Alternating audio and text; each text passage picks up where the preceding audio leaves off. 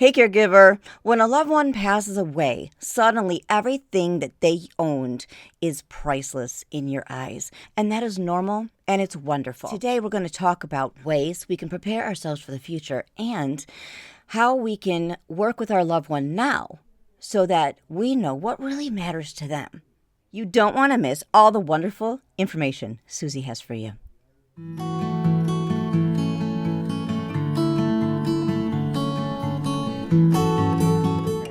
The information discussed in this video is sourced from public records and industry databases. We do not support, encourage, or engage in doxing, nor do we reveal private contact or address information for any individual, company, or organization. In the blog with the green couch, that there was emotions that ran high, and how do you deal with that in the time of going through things while your loved one is alive, and then maybe after they've passed with family? Oh, yeah. Sometimes it's a matter of actually going outside of the family and getting help. Sometimes you may need to talk to a counselor and a therapist just to talk through those emotions and find out, where are you at? Maybe you're just at a bad point right now that it's too hard to think about all of this, and you may need that support to get you through that part. But if you are feeling like you're at a point where you can kind of be neutral, and sometimes I just think of it as you kind of have to compartmentalize things a bit. Be like, okay, take my emotions out of this a minute. I know that chair has been in our family for 50 years, but do I have a space for it in my space? If I don't have space for big items or these items, I'll tell clients to just set up an album on your phone, take a picture of it. So you still have the remembrance of it, but you don't necessarily have the physical item. A lot of people really get stuck because they think if the item's gone, I'm going to lose the memory forever. Now, I can understand that if there's some cognitive issues like dementia, anything like that going on. That's why I say, let's take pictures of things so you do have the memory. And we could have it made into a book if you want to. I mean, you can go to Walgreens, you can go to Snapfish or Shutterfly, wherever you can get books made of memories of treasures. So you don't have to have all of the big physical things. Because that letting go process means, we feel like we're letting go of parts of ourselves when that happens. And it's so kind of having to compartmentalize that a bit and say, okay, no, my loved one, because I'm letting go of that item, doesn't mean I'm letting go of that person.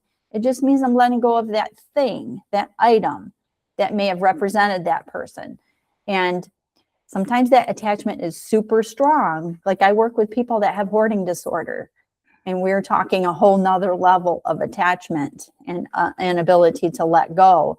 And the older population tends to have a higher percentage of people with hoarding issues because they've had a lot longer time to hold on to it. They may have come from scarcity. They may have allowed a lot of grief and loss in their life.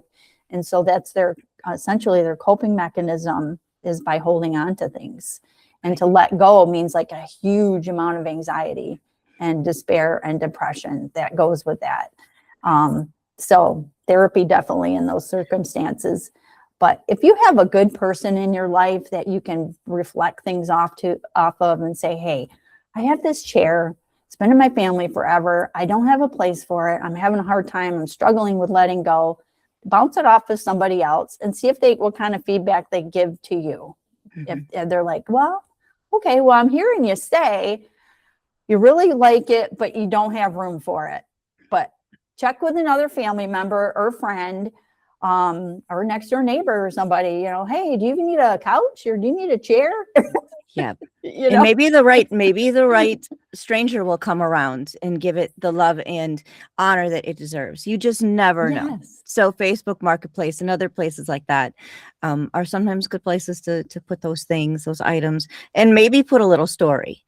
And one thing that you said is photos. That's one thing I credit my sister. She took all the artwork that her children did photographs of every single one, high quality, and then made books. So she made 2 books for each child, one for her and one for them. So that's a great way, because I have artist easel folders all over my house. And so I'm really considering doing that. I even have those little Mother's Day, statues, and it's like, I don't have room for them. So this is such a great thing for me too, to learn from you. So thank you so much. I can't thank Susie enough for everything. Please check out her links that are down below. You don't want to miss next week.